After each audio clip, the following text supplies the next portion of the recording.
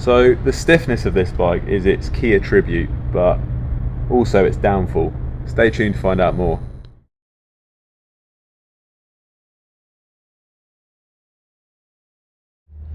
So hi everyone and welcome back to the channel. Now I'm finally out to do the full review of the TCR Advanced SL disc frame set that I built on the channel about 3 or 4 months ago now. I've got a build log of that bike up on the channel, goes through all the part choices, goes through the Di2 installation, drilling the handlebars, internal wiring, all that stuff. So if you haven't seen that video, go and check that one out first. This is more of a subjective ride review. Now I've ridden this bike, like I said, for a few thousand kilometers now, taken up some very high peaks, a couple of reps of Hong Kong's highest mountain, Paimon San, many times, and some of the footage you'll see in this video is from that climb, and that climb goes from kind of sea level up to about 950 meters. So it's quite a test. The last 4K I think averages about 10%. That's where we go. So yeah, some of the footage you'll see in this video is from that climb. Now I'll rate the bike on the same matrix that I rate all the road bikes that I ride, so you can get a feel for this, how it compares to the old one, how it compares to the rim brake version.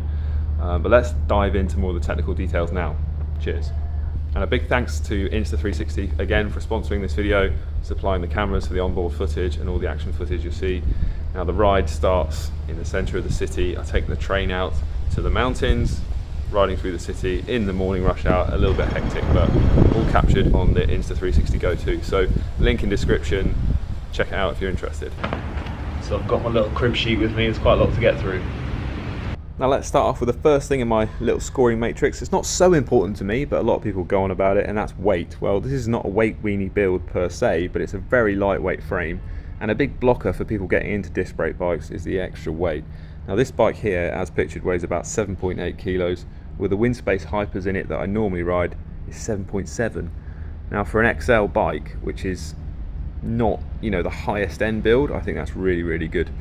And for instance, I've got a very normal giant Contact 2 stem on there that actually came with my rim brake bike back in 2016. I've got a very cheap FS8 Omega bar in there, which is about 30 quid. It's probably one of the heaviest bars out on the market, but there's loads of material in it, which means it's really stiff. So if you've got a cheap bar, okay, it might not be so light, but it's going to be stiff. There's more material. You can't really cheat the physics on that. So not a weight weenie build per se, but being only 7.7, 7.8, it feels really, really good underneath me. And a lot of how much you like a bike is just how it feels. But I know the physics doesn't play out on the weight, and up the climbs is that important, and aerodynamics are more important. But most of the riding I do is either plainly up a hill or down a hill. Weight-wise, pretty damn good. Aerodynamics, well, it's clearly not an aerodynamic bike, and I think there's way too many compromises in aero bikes on the market at the moment, which is why I still went for a TCR. I wanted to have a normal cockpit. I didn't want to have an integrated cockpit. And when you talk about aerodynamics, actually, ironically, the aerodynamics, pretty much 90% of it is your body anyway. So if you can't adjust your bike fit with an integrated cockpit, your aerodynamics, unless you fit that straight out of the box, which is very unlikely, your aerodynamics are completely compromised. So having a normal round handlebar and stem, I can really tune my body aerodynamics to however I want it. Now if you think about aerodynamics for climbing, or bike fit for climbing, and a bike fit for a flat road race or a crit, they're actually two completely different engineering problems. So why should you have the same bike fit for both? Well, you shouldn't. Whereas with this setup, I can adjust the bike fit for climbing, where I want to be a bit shorter and a bit further forward, or I can adjust it for a flat road race where I can really stretch it out and maybe even lift the stem a bit. And it's all about positioning the centre of gravity where you want it for that engineering problem, because riding up a hill at 15% at a very high torque and low RPM is completely different to sitting in a pace line at 50 kilometers an hour. So bike fit is essential. Non-integration and non-aero cockpit is the way forward, at least for now. Now Giant actually claim this is more aerodynamic than the last one. They seem to have worked on the tube shapes a little bit. I mean, the seat tube is pretty much the same. Aerofoil shape's very, very similar. They may have made the down tube a bit aerofoil shaped, but well, it's not aerofoil shaped at all. It's about square as a house. It's very, very similar to the last one. So they may have claimed there's some aero savings on this compared to the last one, but mostly I just think it's an aesthetic update.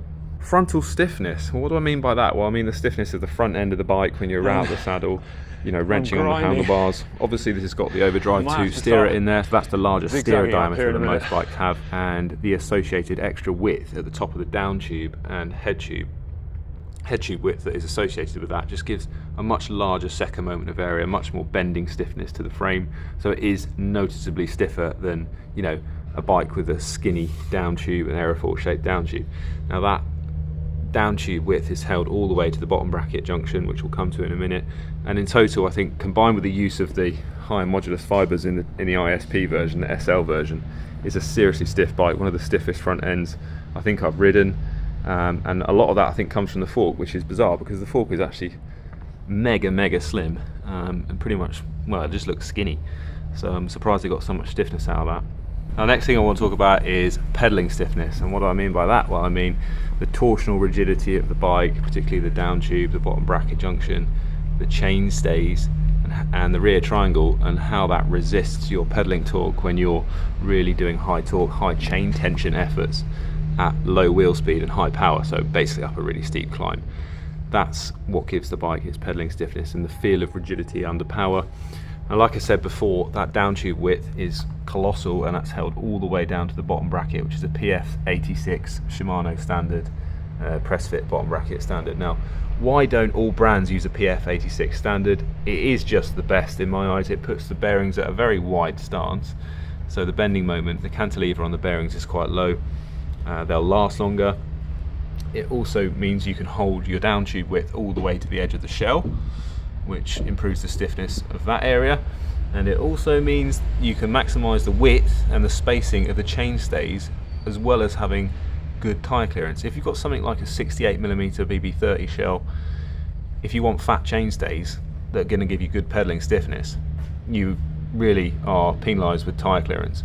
Whereas pushing them out as wide as possible with a BB86 still gives you a good tyre clearance, and you can still have some good width to the chain stays. And we'll come to tyre clearance in a minute. But yeah, why don't all companies just use PF86? It doesn't creak, it just works. Giant have been doing it for ages, other brands do it, Canyon I think do it, and it's just the best standard going, to be honest. This is when you need it.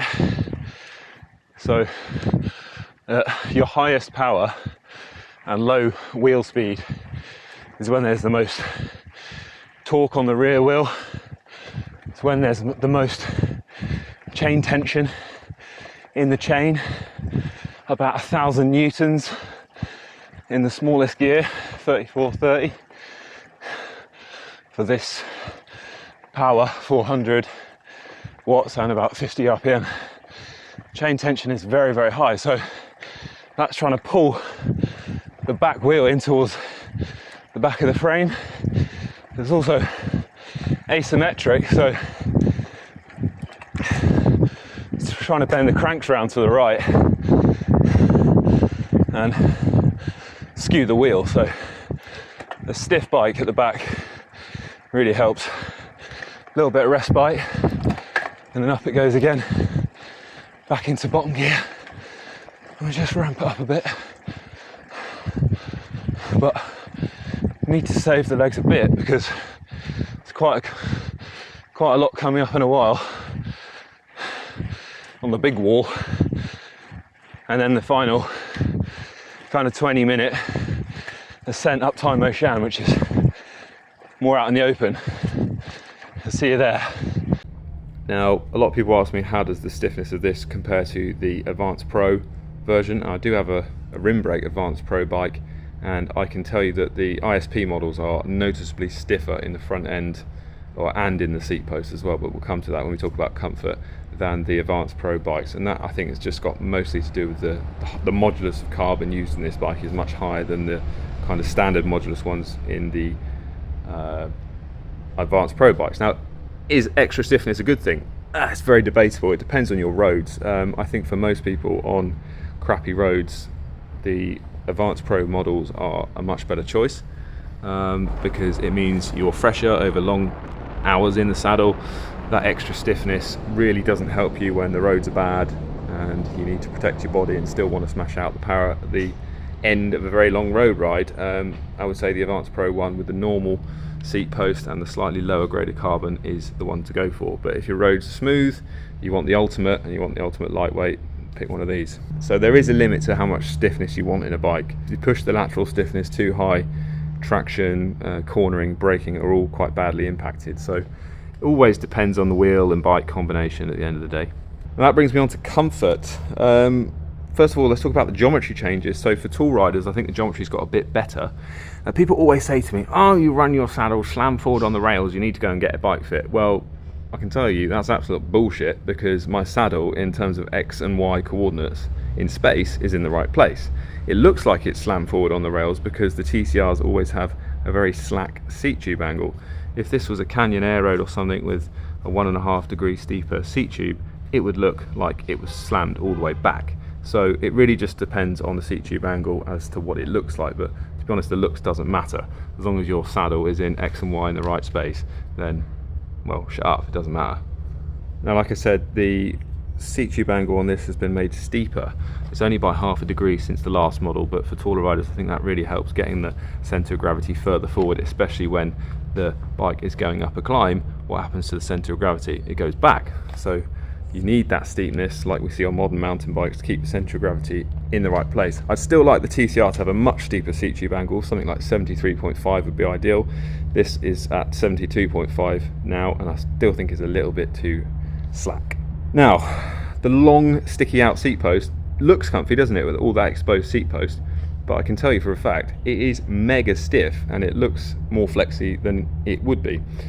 I think it's actually too stiff in the rear. I much prefer the comfort of the Advanced Pro model with the sliding seat post. Now, the seat post diameter and the shape is actually very, very similar between the two bikes, and where this one becomes so much stiffer is that because you no longer have a clamped interface here, this is basically a built-in cantilever, you actually lose a lot of kind of deflection at that clamped interface. Now, any bike with a clamped seat post, whether it's a collar or a wedge, you do still have a little bit of like pivoting where that is at that clamped interface, whereas this is fully built into the frame. It's a solid cantilever and the deflection on the seat post is just a lot less. Now, it's lucky there is so much seat post sticking out, otherwise it would be really bad. Here, I'll cut that bit out, shall I? Fucking hell. So yeah, smooth roads absolutely fine, but rough roads I really need to think about what wheels I'm using in the bike, what tyres I'm using in the bike, and like I said, I've said it so many times before, I think so many road bikes are just way too stiff. Another good thing about the bike that I really like is tyre clearance. Now, like I said before, the wide bottom bracket, the BB86 bottom bracket, enables you to have loads of tyre clearance. These tyres are 28mm and you can see how much space there is left on each side. I think the limiting factor will be the diameter, because the larger sizes have quite a slack seat tube angle, which means this gap closes up. So I think I could just about fit a 30 or a 32 in there before it started rubbing the seat tube. On the old bike, the limiting factor was the fork crown and the diameter clearance between the top of the tyre and the fork crown. This one's massive. You could easily fit, you know, well, probably a 35 in there if you wanted to, but you wouldn't be able to fit a 35 on the rear. I think the biggest you could get on the rear is a 30 in a Conti or a 32 in something else at a push. Now, on a bike like this, I personally wouldn't ride anything bigger than a 28. I think, you know, this is not the type of bike to be running really fat tyres on. I think there are too many drawbacks by going too much wider than a 28 in terms of, you know, just in terms of the feel of the bike, the extra inertia, the win-win that people claim about more comfort and less rolling resistance. I don't really believe in that. I think you can have one or the other. So I think if you run, you know, ISO skin tension, or not ISO pressure, but if you keep the skin tension of the tyre the same based on, you know, the hoop stress equations, then I think you could have a lower rolling resistance. And if you drop the pressure, of course you can have more comfort, but I don't think you can get both. One of the last things to talk about is hardware. I've always liked the hardware that come on Giants. The headset is well proven. They've given, on this generation, a new through axle design with an integrated lever, which is quite nice. The older through axles on the TCRs and all the Giants were a bit heavy and a bit of an afterthought. The through axles on this have a detachable lever, just like the DT Swiss ones, and they're much lighter, I've noticed. So on the old bike I actually swapped out the Giant ones for DT Swiss ones, but on this one I've left the stock ones in. The mech hanger is really nice, quite easy to replace. Doesn't look like it's going to damage any part of the frame if that goes, fingers crossed. It seems to be well thought through. ISP clamp, oh, the bane of my life on this bike. I've got numerous things on that in the last video, so if you want to see my problems with that, go and check out the last video. But in general, apart from that, the hardware is really well done. We've got some new kind of integrated style spacers which, you know, aren't for integrated cabling, but they look a lot neater. And yeah, I love the fact that it doesn't have an integrated cockpit, to be honest, because I just like it adjustable. New through axles are really good, very light, and yeah, hardware's good. Braking, I'll mention this in my last video of the last TCR that I had. Just because a bike's got massive disc brakes, it doesn't mean it's going to brake any good. You can have a much better braking rim brake bike with better modulation and better feel, due to the kind of deflection properties and the dynamics of the fork and the frame. Now, if you took a F1 car, put huge brakes on it without any suspension, it would be undrivable. And what I'm trying to say to you is, just because you've got disc brakes on a road bike, it doesn't mean it's going to have a great braking feel. And it's all to do with torsional wind up of the wheel. The front wheel is basically a torsional spring which helps you modulate the front brake feel, and the same goes for the deflection in the fork, the kind of fore-aft deflection in the fork and the top of the down tube. So a lot of work needs to be done on frame layup and tube shapes to help braking feel and modulation. It's something that not many reviewers comment on. Now, I can't objectively say they've done that with this bike, but it's one of the best braking frame sets in terms of when you attach disc brakes to it that I've ever ridden. If you've got super stiff aero fork and super stiff aero down tube in a fore-aft direction, the brakes can feel a little bit wooden and quite hard to modulate, and that's just like putting huge disc brakes on a racing car and removing the suspension. It's very hard to find that sweet spot, and you constantly be locking them up. So braking on this, I don't know if they've worked on it per se, but it feels really good. But a lot of that's to do with the front wheel lacing.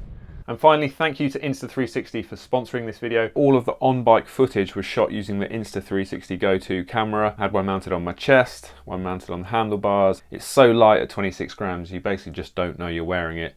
And I do actually have a dedicated camera review on the Go2 camera on my channel, so I'll put a link to that in the description below. And it's a much neater solution, in my opinion, to wearing a GoPro on your body with a big kind of GoPro harness. So I hope you enjoyed that. Cheers, and I'll see you in the next one.